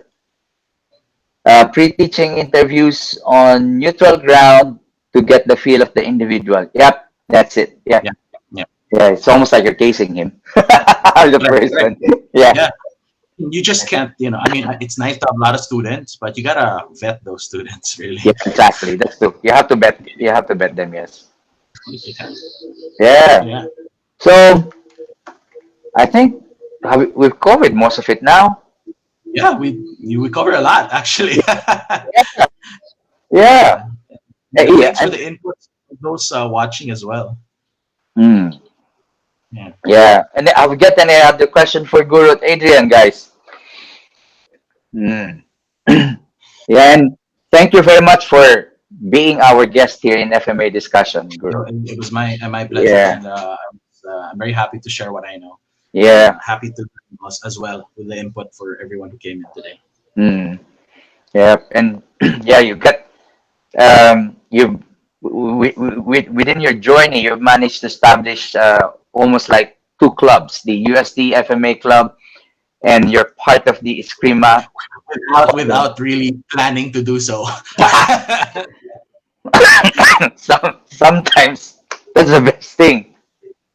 Yeah, without planning to do so until you end up like, yeah, we have to do it now. Yeah, yung ano, tawag nito, ayun yung sinasabi, yung mga, yung hindi pinaplano natutuloy. Yeah, that's true. What you don't plan, that's what, Yeah. proceeds. Oh, there is a question from Dave here. Most difficult or notable sparring experience so far? Oh, wow. That's a great question. That is a great question. Eh, I had a lot. I mean, I'm very thankful for all those people who sparred with, but one sparring session was really burned into my. I only sparred with him once. He's a student of Abinir Kalis, Sir Japs Jamie. Regards to him wherever he is now. He We're from the same lineage, so illustrisimo lineage. So we stand straight, we very precise movements, and we hit easy the opening. The sparring was really not a constant exchange. It was more of us just waiting for the opening and very quick, bam, bam, bam, and that's it. Disengage, and then he had a very good sense of timing and measure. It was insane. It was a chess match in and out. But when we clashed, those were very hard clashes. I broke two sticks that day Wow. during that 2 minute spar. Dave was there. Dave, you were there. I remember you were there. It was crazy. So yeah, that was one of my most because we had similar styles, similar approaches, and very intense movements. So yeah, that was one of the memorable spars as well. So Do you have a video of that? yes, we should have. I think it's in the baul. It's somewhere there. It's either it's, it's either with Asher or Dave. We'll see. But we usually record that for purposes. Yeah, yeah, Yeah, Dave said, yeah, nasa Talahiban ng UP. yeah. That's it. Nearby alumni. Yeah. Okay, she said that the videos are with Asher. Okay. Yeah. Okay. So we have to Asher about Yeah, that. yeah, we got a few new viewers. We got Von Bautista. Sir Von, magandang umaga po. Yeah, we got Guro Brian Rodriguez, one of the moderators of FMA Discussion. And we got Mark Gallardo as well. Yeah. So, hi guys. You missed exciting stuff. But yeah, if you got any question with Doc Adrian, okay, just feel free to put them. Yeah. So what else besides that? Sparring, have you got any other notable ones? Oh, I can name a lot. What else? The first experiences with, for example, different styles. Like my first experience with sparring with a De Campo practitioner. That was nuts with their opening. Oh my god, yeah, that was nuts. It's not the usual tempo, Yeah. so that was a great experience. Um, what else? Of course, sparring with Asher and Dave. We had a lot of crazy stuff. Sparring with all sorts of weapons, long staff, dos manos, and what do you call this? What else? Yeah, ma'am, there's a lot. There's really a lot. So I guess memorable. I guess when I hit Asher's patella, and Oh yeah. Well, yeah. That would be in one, maybe that in was, the top five that or was top 10. Yeah, that was really bad. I mean, I felt bad. I mean, both as a friend and as a medical practitioner. Ugly Of feeling. course, of course, man. I mean, it's almost like you got a dilemma in front of you. Yeah, yeah. So there. Yeah. What else? Yeah, sparring with mga 200 long staffs. Mm. Very painful. Biggest bruises and welts we got. So yeah. Yeah. I mean, one thing good with like sparring with different styles is basically you get to you get immersed basically in their like in their world, right? In the way they look at things, the way they Uh, approach their problem solving. Hold on. Give me this. Give me this.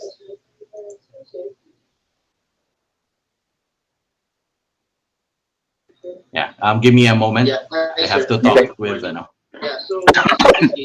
Okay.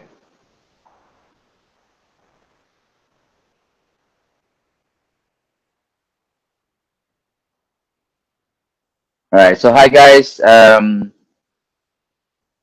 Doc Adrian is just needs to check with somebody. It's work related. So yeah. Well. Okay. Manong Tini, thank you very much.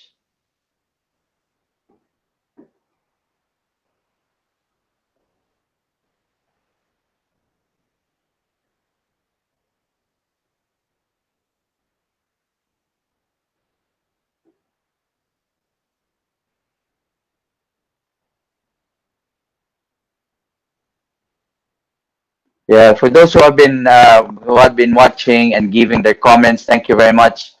Um, and while Doc is talking to somebody, just reminder, guys, FMA discussion will have will have our Christmas raffle on the 12th. So please get your tickets. It's $5 per ticket, and we've got fantastic raffles like the from what's this the uh, training tool from Jim Bramfrank. And also, if you haven't subscribed yet in our YouTube channel, please do so.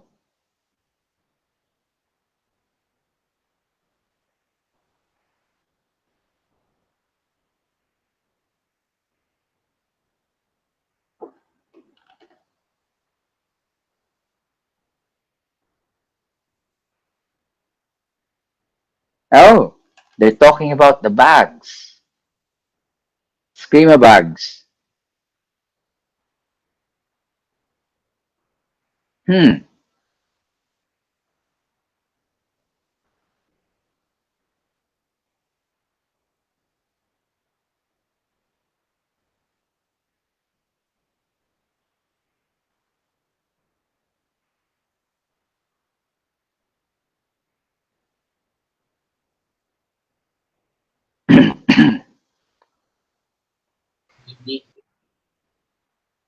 Hi, I'm so sorry about that. They were asking about a case, a hand case. I'm the current hand rotator for hand surgery, so I had to answer questions. Yeah, No worries. Okay. yeah. So anyway, there's a lot of questions I see. That Yeah, and Ron is actually asking about the Arnis bag, ah, and good people have been question. like, yeah. Yes, people have been bugging me about that. Oh, Sir Elric, thank you so much for the kind words. Yes, so I designed that bag in the with the concept of, well, it's for me basically, for myself, and I tried to design the bag with the function in mind and the um, biomechanics, how to make it comfortable, because I see a lot of injuries between overhead movements, especially with the heaviness of bag. So yeah, I will try my best to um, put them back into production again um, soon, because currently I'm really busy now with my work, and with the pandemic my supplier also had to shut down for a bit. So I'll see once I can establish the timeline and then I'm free.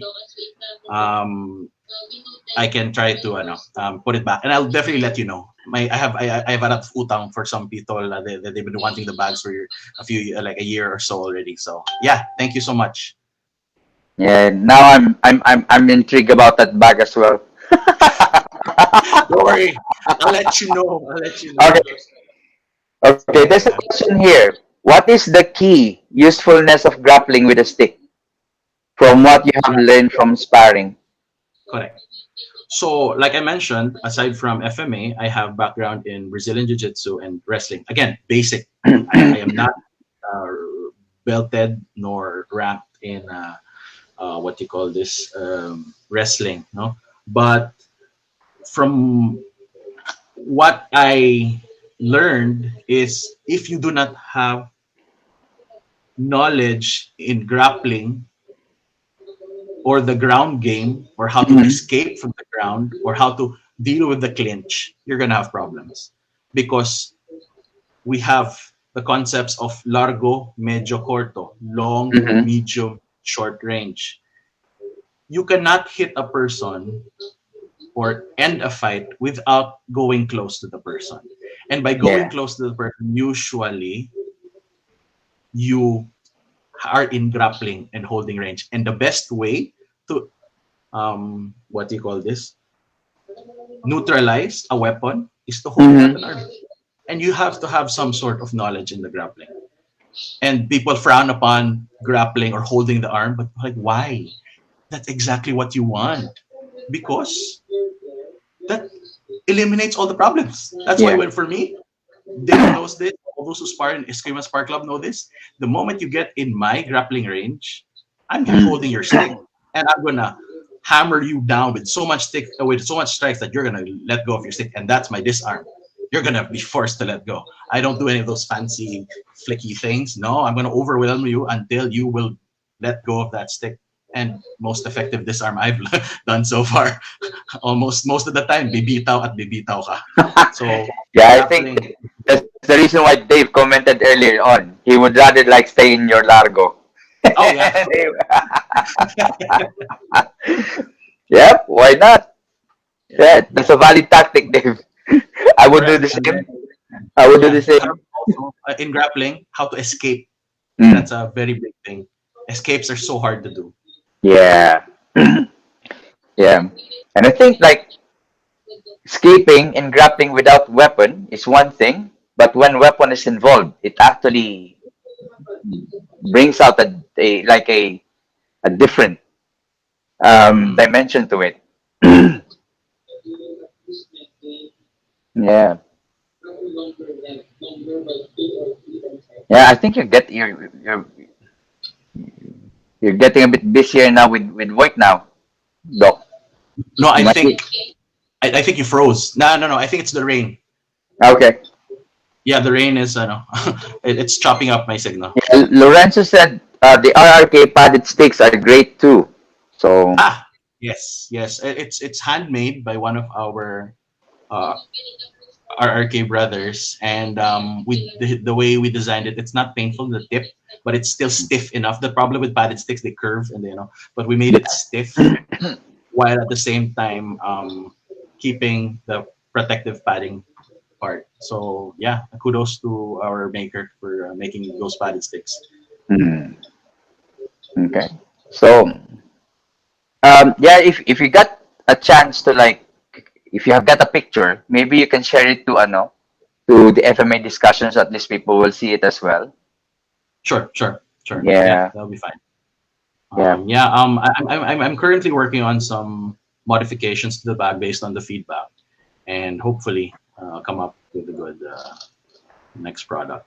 So Ah, yeah, because it's my belief also. It doesn't mean that we make stuff in the Philippines. It sucks. No, mm. we can make world class quality. Yeah, we Um, do. no, and we hello. It's Filipino martial arts. We should be at the forefront of developing all these nice bags and everything. Hindi Yeah. yung I mean, I ran through the double stick cases from Quiapo. They get they have holes after the as you go along, so you end up spending more Yeah, So you why not understand. invest Yeah, in a that's good true. bag and that's it, right? That's true. That's true. That's true. Yeah, and of course you want something that will actually last a bit longer. You don't want to be spending every now and then for a new kit. So yeah. Okay. So uh yeah, Abdi said yeah, that's right too. Okay, so yeah. Have you got any last words for the FMA community, Doc? Well, yeah. Thanks for joining us again, and I hope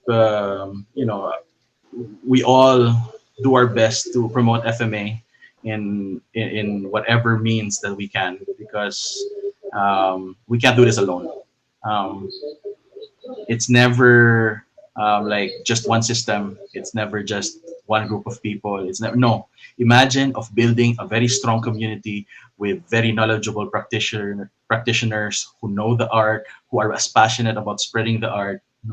And we build each other up instead of breaking each other down, and that's what FMA needs right now. Yeah, There's too much politics. There's too much bashing.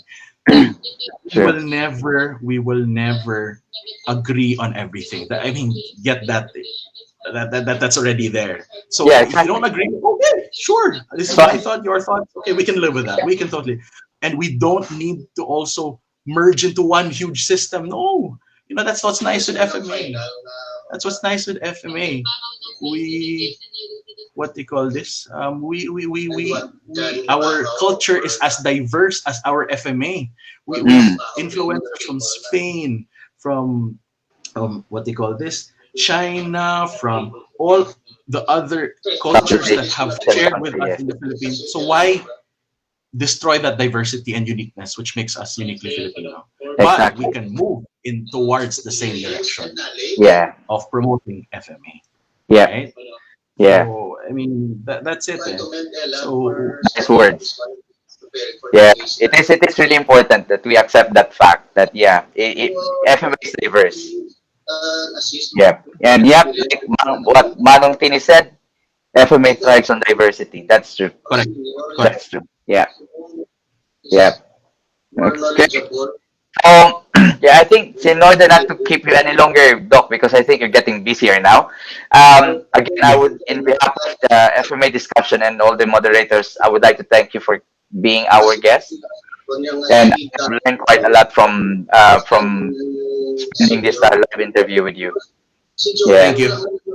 Thank you for having me. It was a pleasure. Sorry about the distractions. No worries. Nagkataon na we have morning conference again. No, That no is worries. fine. No worries. No worries. No worries. And again, thank you very much, everybody, for watching this episode with Doc Adrian. Just one comment from Kuya Bill. FMA is like the branches of a tree. Each one has its own reach. It comes to the same root. Yep. Okay. Have a nice day, Doc. Have a nice week. Yep. Have a nice day. Okay. Thank you so much. Thank you. Bye. All right. Bye bye. Bye bye. Right. Thank you very much, everybody, for joining us. Yeah. Sorry for the disruptions. And Doc is becoming busy with his work now. So, just as a reminder, again, December 12th, we do have our Christmas raffle, and it's all for charity. And also support the YouTube channel because the more people sign up in the YouTube channel, the more that we get, the more it gets monetized for charity. So we don't we don't basically like um, keep the money for ourselves, but we give them to charities. So enjoy the rest of the day. Enjoy the rest of the week. This is Guru Tom Pena signing off.